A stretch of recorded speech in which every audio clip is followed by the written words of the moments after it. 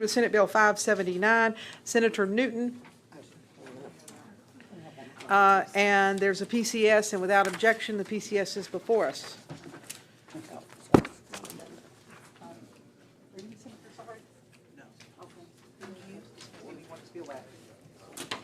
Senator Newton, you're recognized. One amendment, of course. We have 1 minute. We have amendment. Which I can explain it. All right. Sorry about that. 579. All right. Senator Newton, you have the floor. Thank you, Madam Chair, and it's nice to be back in House J2 committee after a long drought. This started as a simple bill to address obscenity to minors. It simply was going to raise the penalty up to a H felony. There's a PCS and an amendment, I understand. And would you like someone else to explain the PCS? Please, please. All right, who wants to explain the PCS? Ms. Seitz, if you'll explain the PCS? Okay, they got it. Oh, is representing your next minute? You want to speak on it? No, I don't need to, but. Ms. Seitz, if you'll explain the PCS. Thank you, Madam Chair. The PCS, Section 1 of the PCS is as it came over from the Senate, which increases the penalty for disseminating obscenity if it was committed knowingly in the presence of an individual under age 18. Section 2 creates new restrictions on adult live entertainment to prohibit engaging in adult live entertainment on public property, engaging in adult live entertainment in the presence of an individual under the age of 18, or expending public funds to pay adult live entertainment performers for an event which adult live entertainment is performed, or to promote an event in which adult live entertainment will be performed. And Section 3 creates a new criminal offense of sexual contact with the minor, which is, I won't go into the details of it, but I'm happy to answer any questions about that. Creates a Class A1 misdemeanor for that. And so before we go into committee discussion, Representative Smith recognized to send forth an amendment. Do you want me to explain it? If you'd like to.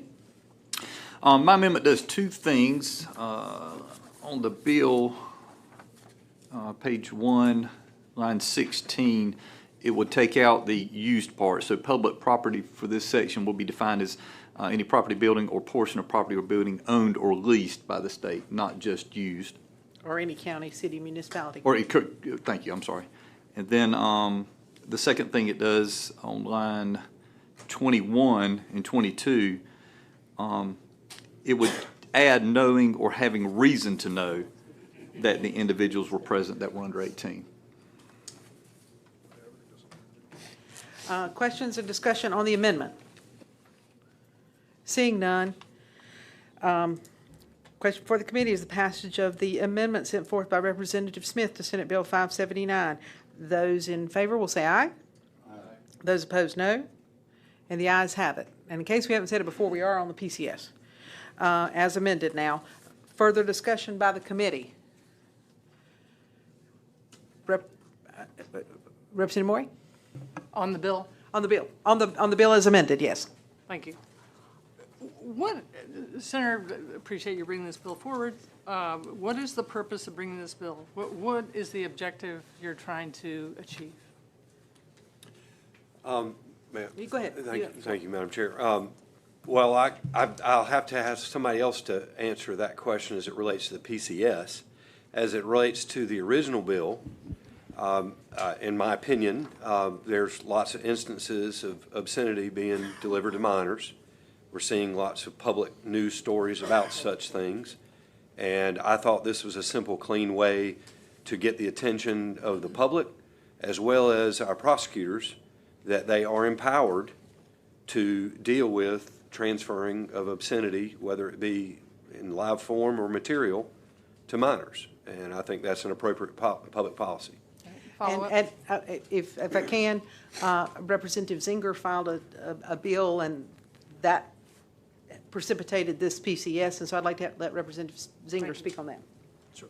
And all of you probably heard of the incident that happened at Forsyth Tech and with some minors. And as we looked at that event, we realized that there were some spaces in the statute that could be tightened up to do additionally what Senator Newton is talking about with some obscenity and some obscene things happening before minors and with minors. And so that's where this participated from.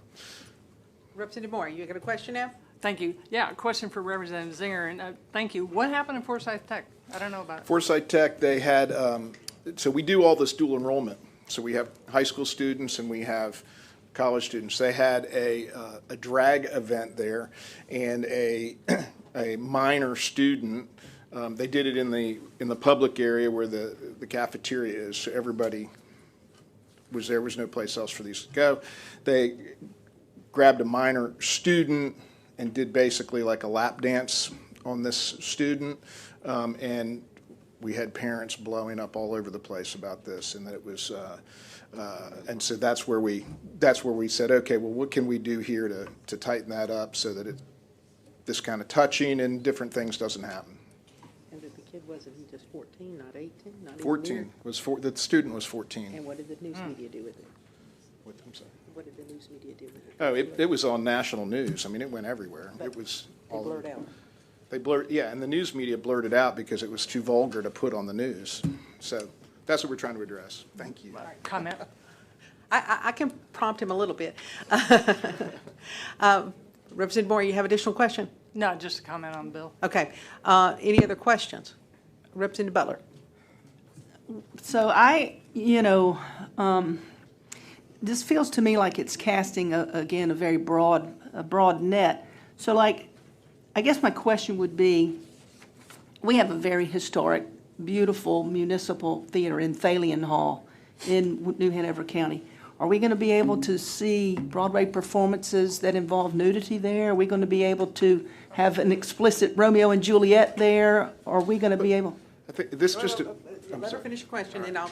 Yeah, and I mean, I just, when we start defining these types of terms and we talk about people's judgment and the fine line between art or prurient interests, it's like the Supreme Court Justice said, I may not be able to define pornography, but I know it when I see it. We kind of got to see it first, don't we? I mean, I'm concerned that this is designed to target specific individuals. I've heard it said this is specifically targeting drag performances.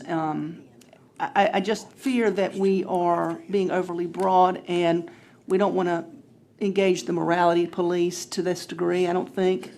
So again, at Thalian Hall, how do we separate the art from what someone else's definition of morality might be? Senator Newton wants to respond. Thank you, Madam Chair, and thank you for the question. And I agree about your description of Thalian Hall. I saw Mike Cross there play once. It's a nice facility. I haven't had a chance to study this PCS very long. I got it a little before 6 last night, and didn't have a chance to discuss it before it was drafted. So I'm kind of working on the fly a little bit, but probably a little bit like you are. My reading of this as it relates to this question of adult entertainment is adult entertainment's already defined in our statutes. And so I don't know if this is how it was intended, but the way I read it is this is sort of like statewide zoning in a way of saying state property is not going to be used for adult entertainment. And so I don't see this PCS as changing that definition. That definition already exists. Just like in my earlier version of the bill, obscenity as a definition already exists. In this instance, it seems to be clearly stating that state property, municipal property, if the town owns Thalian Hall, then if it falls under the definition of adult entertainment, it would be a no-go. Follow up? No, follow up. So we're not going to be able to have certain performances at Thalian Hall any longer if they rise to the level of somebody's definition of adult live entertainment. I believe that's the state's definition. I think you said it's already defined.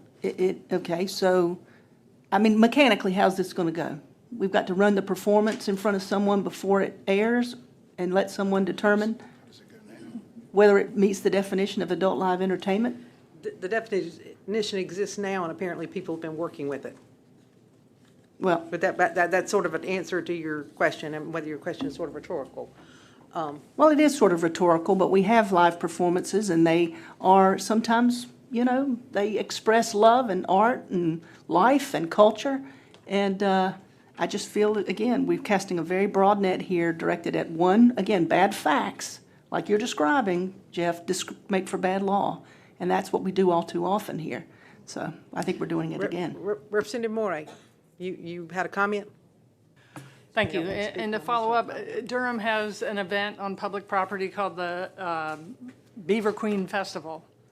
And it is a family event. You can't even get in. There are thousands of people, and it's every year. And some are in drag, and it's kids, it's parents who decide this is a lot of fun, it's good fun, but I'm worried some of the provisions in here, it would outlaw it. And this is all a festival that raises money for clean water in the Eno River. There's nothing Purian about it, but if someone's buttocks touches another person's buttocks, they might be charged with an A1 misdemeanor.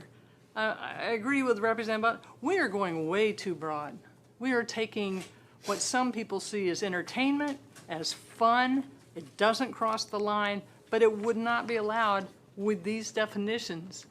Senator Newton, I appreciate your first bill, and I agreed with it. But I think we've gone a step way too far into censorship, into crossing over into art, crossing over into entertainment. If parents don't want their children to see the Beaver Queen Festival, don't bring them. But thousands of parents do bring the kids because it's good, healthy, fun entertainment. So I cannot support this bill as amended with this PCS. Further committee discussion. I have one person signed up to speak. Then I will let Senator Newton and Representative Zinger have the last word, and we will move to a vote. Sebastian King, if you'll come forward, identify yourself, and you have 2 minutes. Thank you, Madam Chair. I'll be brief. Sebastian King, NC Values Coalition. We just want to thank the bill sponsors. Senator Newton, thank you for this bill. This bill simply protects the innocence of our children and allows children just to be children. It addresses the issue that happened in Forsyth Tech. Children's innocence should be preserved in North Carolina. They should not be at risk to obscene behavior. Just allowing children to be children is what this bill accomplishes. Thank you, Representative Zinger, and thank you, Senator Newton. Representative Zinger, then I'll let Senator Newton have the final word. I appreciate those compliments. Keep those comments. Keep in mind that this comes out of my constituents and many people from across the state who have just seen the over-sexualization of material and stuff before children. And so that's what the response is to. So this isn't an isolated target. This is parents that are saying, hey, enough. We need to know that if we send our kids to places, that there are certain things that they're not going to see and that are not going to be allowed. And so I appreciate your support for this bill. Thank you. Senator Newton. Thank you, Madam Chair, and I appreciate the questions. And it is at times a difficult line to find the proper balance of encouraging efforts to make sure that minors are not subjected to materials or performances or things that shouldn't be seen, that children can be children. That is my goal. That was my goal. I personally don't think that the state or municipalities or counties ought to be in the business of providing venues for adult entertainment. I think private industry can do that just fine. I think they've managed to make plenty of money doing it on their own without using state property or things of that sort. I think that I appreciate the desires of the proponents of the PCS. I hadn't really had a chance before now to even voice my opinion about that. And so I'm glad to have the opportunity to do that today, and look forward to working with them on getting this bill over the line. I appreciate your support. Prepared for a motion. Who would like to make it? Representative Smith knows how. You recognize Representative Thank Smith you, Madam for a Chair. motion. I'll move for a favorable report to the PCS of Senate Bill 579 as amended, rolled into a new PCS unfavorable to the original with a referral to rules. You've heard the motion. All those in favor say aye. Aye. All opposed, no. No. The ayes appear to have it. The ayes do have it. Bill will be so reported, and we are adjourned. Thank you.